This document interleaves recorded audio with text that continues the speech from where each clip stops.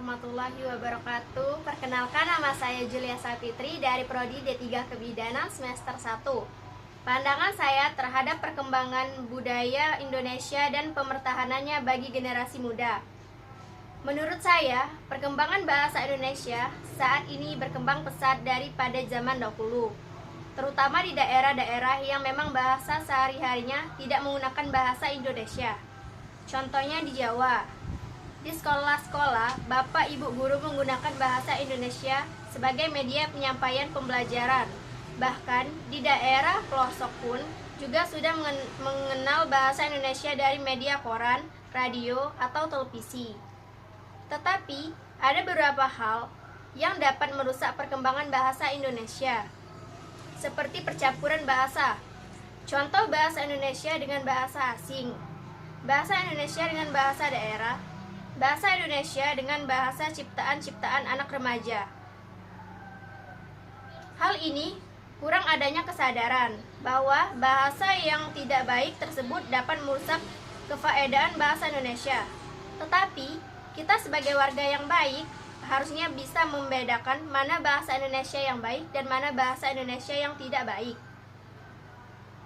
Perkembangan bahasa Indonesia, lisan maupun tulis, berkembang mulai pada saat terbentuknya, yaitu pada 28 Oktober 1928, bersamaan dengan momen Sumpah Pemuda. Setelah terbentuk, bahasa Indonesia terus berkembang, seiring berlakunya ejaan Melindo bahkan hingga ke ejaan yang disempurnakan. Perkembangan bahasa Indonesia saat ini semakin baik, apalagi dengan semakin diminatinya bahasa Indonesia oleh masyarakat internasional.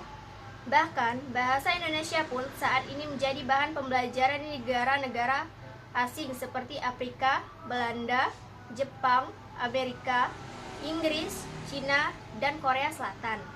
Oleh karena itu, bangsa Indonesia harus mempersiapkan diri dengan baik dan penuh perhitungan. Salah satu hal yang perlu diperhatikan adalah masalah jati diri bangsa. Bahasa Indonesia mempunyai ciri-ciri umum dan kaidah-kaidah pokok tertentu yang membedakannya dengan bahasa-bahasa lainnya di dunia ini, baik bahasa asing maupun bahasa daerah. Oleh karena itu, ciri-ciri umum dan kaidah-kaidah pokok tersebut merupakan jati diri bahasa Indonesia. Akan tetapi, sekarang pertanyaannya, apakah orang Indonesia sendiri bangga akan bahasanya sendiri? Jawabannya, untuk pertanyaan ini tentulah ada di dada masing-masing orang yang menganggapnya, mengaku, dan menjadikan dirinya sebagai bagian dari bangsa Indonesia. Saat ini, masyarakat sudah mulai mencampuri bahasa Indonesia dengan bahasa asing dalam pemakaian bahasa sehari-hari. Tentu dalam konteks pembicaraan non-formal alias bahasa gaul, hal ini tidak menjadi suatu masalah yang signifikan. Namun yang disayangkan, pemakaian bahasa gaul juga bisa terjadi pada sebuah forum ilmiah, media massa, kuliah, seminar, dan forum-forum lain. Jika kita menilai apa penyebab utama mengapa fenomena ini terjadi adalah kebiasaan bangsa Indonesia pada umumnya yang mengganggukan semua hal yang berbau internasional, luar negeri, atau dapat dibilang berbau barat. Dengan kata lain, secara kasar, bahasa Indonesia kurang bangga dengan bahasa dan budayanya sendiri. Pemakaian bahasa dan budaya asing dirasa lebih keren dan dapat diterima dalam pergaulan. Fenomena negatif yang masih sering terjadi di tengah-tengah masyarakat Indonesia, yaitu banyak orang Indonesia yang memperlihatkan dengan bangganya kemahirannya menggunakan bahasa Inggris, walaupun mereka tidak menguasai bahasa Indonesia dengan baik, merasa malu apabila tidak menggunakan bahasa Inggris, tetapi tidak dapat merasa malu dan kurang apabila tidak menguasai bahasa Indonesia. Mengapa remeh bahasa Indonesia merasa dirinya lebih pandai daripada yang lain? Karena telah menguasai bahasa asing dengan fasih, walaupun penguasaan bahasa Indonesianya kurang sempurna.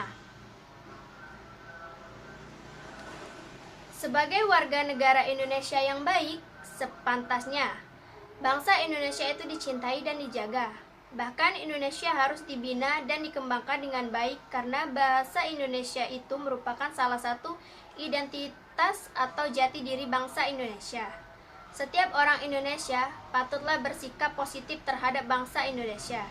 Janganlah menganggap remeh dan bersikap negatif. Setiap orang Indonesia mestilah berusaha agar selalu cermat dan teratur menggunakan bahasa Indonesia. Tanggung jawab terhadap perkembangan bahasa Indonesia terletak di tangan pemakai bahasa Indonesia sendiri.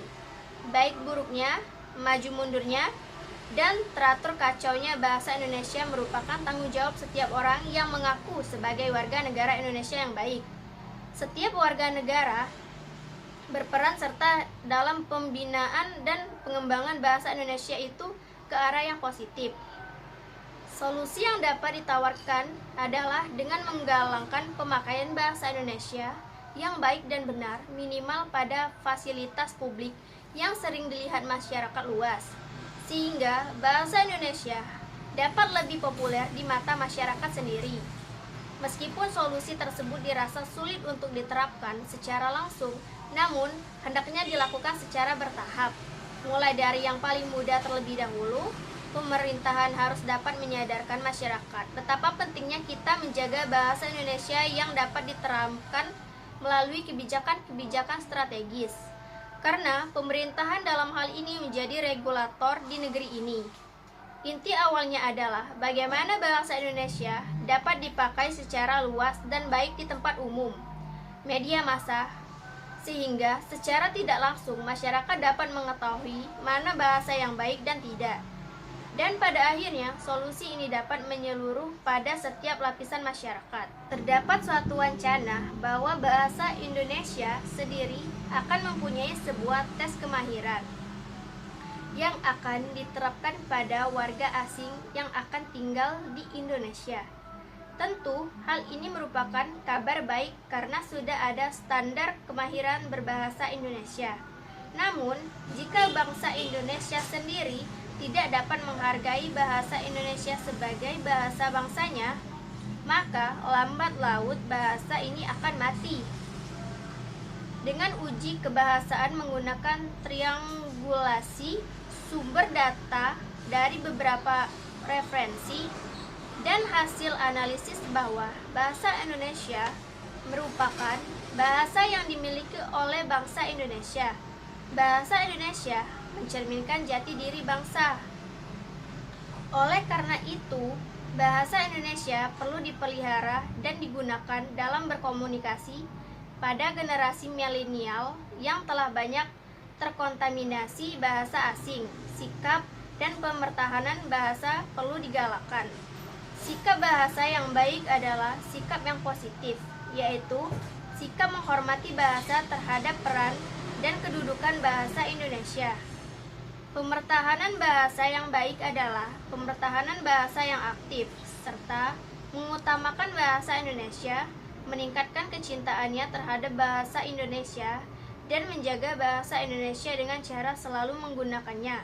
Selain itu, sikap pemertahanan bahasa Indonesia juga bisa dilakukan dengan mengembangkan bahasa Indonesia itu, membangun eksistensi bahasa Indonesia dalam dunia internasional melalui pemanfaatan karakter generasi milenial yang visioner dan menguasai teknologi.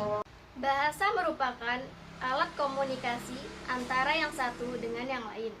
Dengan bahasa, semua hal dapat dimengerti, maksud dan tujuan tertentu. Selain itu, bahasa juga digunakan untuk menyampaikan sesuatu hal, gagasan, atau pendapat, ide kepada orang lain agar bisa memahami apa yang kita inginkan.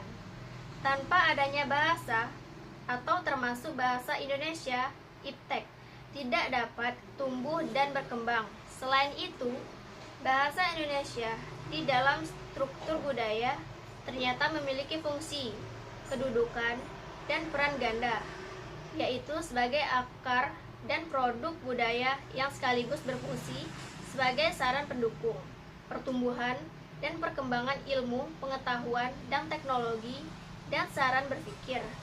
Tanpa peran bahasa serupa itu, ilmu pengetahuan dan teknologi tidak akan dapat berkembang. menjadi bahasa sebagai prasaran berpikir modern. Selain bahasa sebagai media komunikasi, bahasa juga dipandang sebagai alat yang digunakan manusia untuk mengembangkan budayanya. Tanpa bahasa, tidak ada nada kemajuan budaya di muka bumi ini.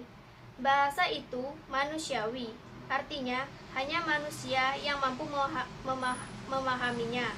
Walaupun hewan dapat berbahasa, akan tetapi bahasa hewan tidak berkembang dan tidak memiliki subsistem dualitas, tidak dapat memenuhi asas penjauhan, asas spesifikasi, dan memiliki fungsi pertukaran peran. Bahasa dikatakan sebagai media komunikasi. Tanpa bahasa, manusia tidak akan mampu berinteraksi antara yang satu dengan yang lain. Dengan bahasa, pulalah manusia dapat mengembangkan budayanya. Disampaikan bahasa sebagai alat komunikasi. Banyak pendapat lain yang mendefinisikan bahasa dalam konteks yang berbeda-beda. Bahkan akhir-akhir ini bahasa didefinisikan secara luas sehingga muncullah bahasa isyarat atau bahasa badania.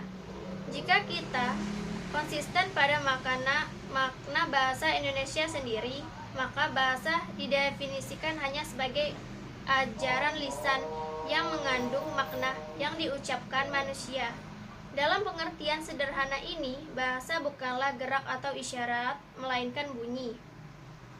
Suatu sistem lambang berupa bunyi bersifat arbitrer digunakan oleh suatu masyarakat turun-temurun dan didefinisikan diri disebut bahasa. Sebagai sebuah sistem, maka bahasa terbentuk oleh suatu aturan, kaidah, atau pola-pola tertentu, baik dalam bidang tata bunyi, tata bentuk kata, maupun tata kalimat. Bila aturan, kaidah, atau pola ini dilanggar, maka komunikasi dapat terganggu. Lambang yang digunakan dalam sistem bahasa berupa bunyi, yaitu yang dihasilkan oleh alat ucap manusia. Karena lambang yang digunakan berupa bunyi, maka yang dianggap primer di dalam bahasa adalah bahasa yang diucapkan, atau yang sering disebut bahasa lisan.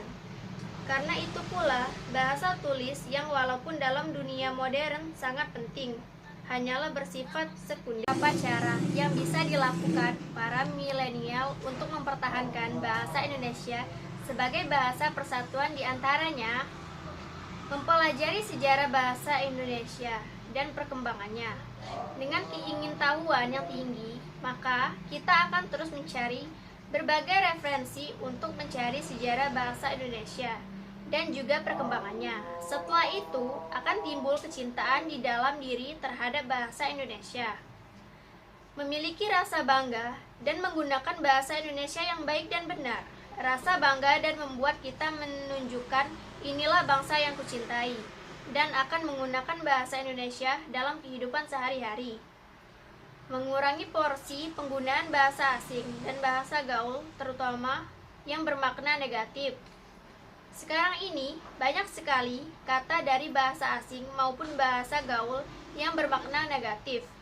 Mirisnya, justru para kalangan milenial lah yang sering menggunakannya, sehingga ikut mempopulerkan kata yang bermakna negatif ini.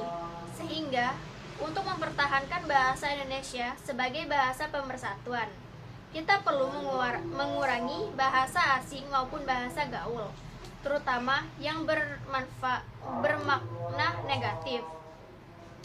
Rajin membaca buku bahasa Indonesia. Dengan banyak membaca buku berbahasa Indonesia, akan menambah pengetahuan kita terhadap istilah baru atau penggunaan kosakata yang tepat. Rajin menulis menggunakan bahasa Indonesia yang baik dan benar. Jika kita seorang pelajar, mahasiswa, penulis, atau hobi menulis, maka kegiatan menulis menggunakan bahasa Indonesia yang baik dan benar telah membuat kita berperan dalam mempertahankan bahasa Indonesia. Mengikuti perlombaan, pelatihan, seminar, dan tujuan memajukan bahasa Indonesia. Assalamualaikum warahmatullahi wabarakatuh.